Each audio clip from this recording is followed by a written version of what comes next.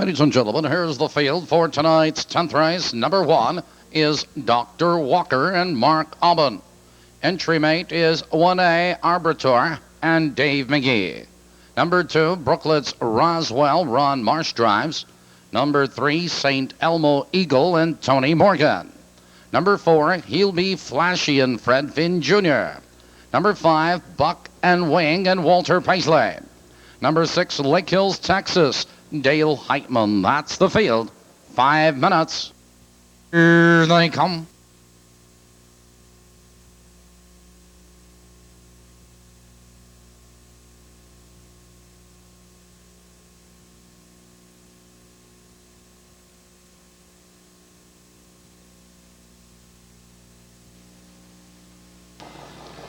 They're off.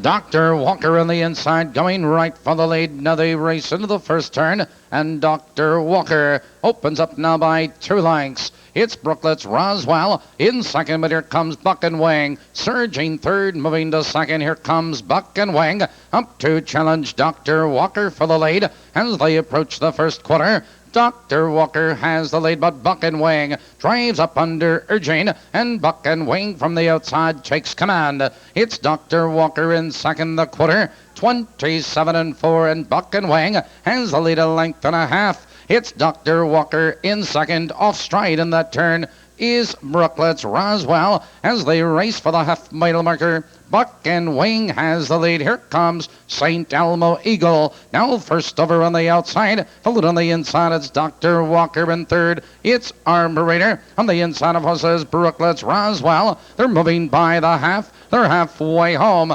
57-2. Now they move into the clubhouse turn. And your leader, Buck and Wing. On the outside, St. Elmo Eagle moves out of in second. Dr. Walker in third. Followed on the outside, it's He'll Be Flashy, Brooklet's Roswell. On the outside of horses, it's Arbiter and Lake Hills, Texas. Now they curve into the back stretch. Buck and Wing draws clear again, 3 parts of a length. Now a length. Dr. Walker back to second. On the outside, it's St. Elmo Eagle in third. Arbiter 3 wide. They're by the 3/4, 127-1. Buck and Wing has the lead 2 lengths. Dr. Walker is right there in second. Brooklet's Roswell. Here they come, turning for home. Buck and Wing cuts the quarter. Dr. Walker. Here comes Brooklet's Roswell down the stretch. Buck and Wing. Paisley going to the whip. Here comes Dr. Walker with a rush. Dr. Walker on the outside. Now to take it on. Dr. Walker.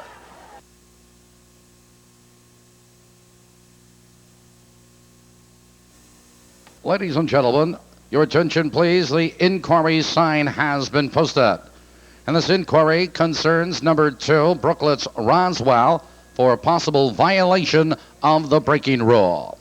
Returning to the winner's circle, 10th race winner, number 1, Dr. Walker.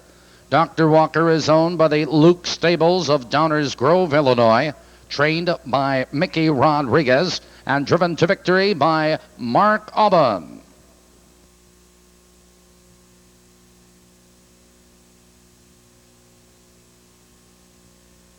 Now moving to the winner's circle with a Associates Racing Association stake plaque, Racing Secretary Doc Narotsky.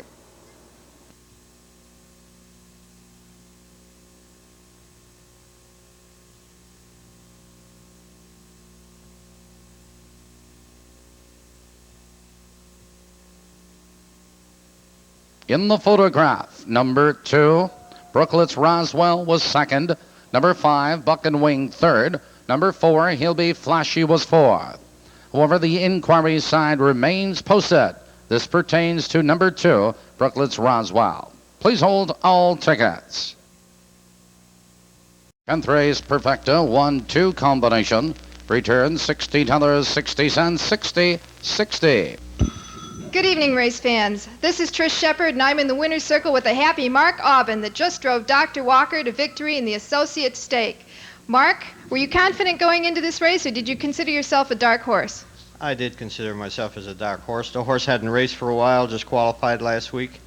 Although we did have a change on him. He's a Lasix horse now, and I assume it did make a big difference. I see when you left here, you decided to leave, and it looks like you took a little bit of sting out of him going that first quarter in 27-4. Was that your intention? I wanted to line everybody up, and then down the back stretch, I had planned on letting Walter go because I knew he was a horse to beat. That's right. That's called that perfect pocket trip or the golden seat. When you see that Tony comes, were you worried that you might be locked in for the duration? If I could have let go of my line, I would have applauded at that point. Well, that sounds good to me. You imagined that he would tire then? I was hoping he would, and I knew if Tony took a good run at him, I might have a chance in the lane if I could keep up to him.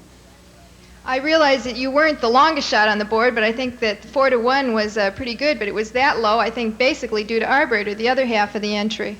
That's my feeling, too, yes. Well, here we go down the backside, and you're still feeling pretty confident? More and more so, yes. At this point, all I know is if I get racing room, I'm going to have a shot at him.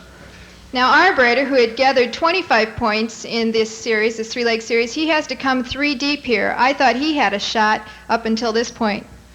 Well, going 3 deeps in that last turn against those kind of horses takes an awful lot out of a horse.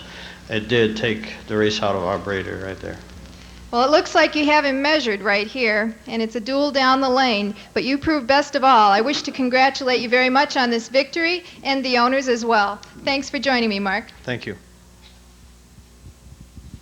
We're in the winner's circle with Walter Paisley. I'd like to congratulate you, Walter, Mark Franson, and also the owner, Steve Newcomb, who captured the $20,000 bonus for number 5, Buck and Wing, here in this race. Buck and Wing was in both races. You look like you had a good chance of winning the race. If we go back right to the third quarter right now, I guess you were pushed a little bit. You went 27-4 to the first opening quarter, 57-2. Basically, right now it looks like you're going pretty easily. Yeah, but he was getting a little soft. In fact, much earlier than that. And right there, I was just trying to get away from Marc's horse and hope he'd last, but he didn't. He did get catched on the wire, but hats off to Buck and Wing. Buck and Wing is the only horse who handled a 3-race series. Go Sox, as we all know, is injured and missed the series, and Arbiter came in a little bit late, who had a chance to win, didn't miss the first opening series. So hats off to Buck and Wing, basically, for being a game horse. Oh, he's a perfect racehorse, really is. And it's hard to keep a horse, real good all the time. I mean, he's gone some big races, and what's that? Puts him right around 190,000. Exactly. And that's a good year. It definitely is. Well, congratulations once again, Walter, and the owners, and also the trainer, Marc Franson. Back up to you, Tony. Thank you.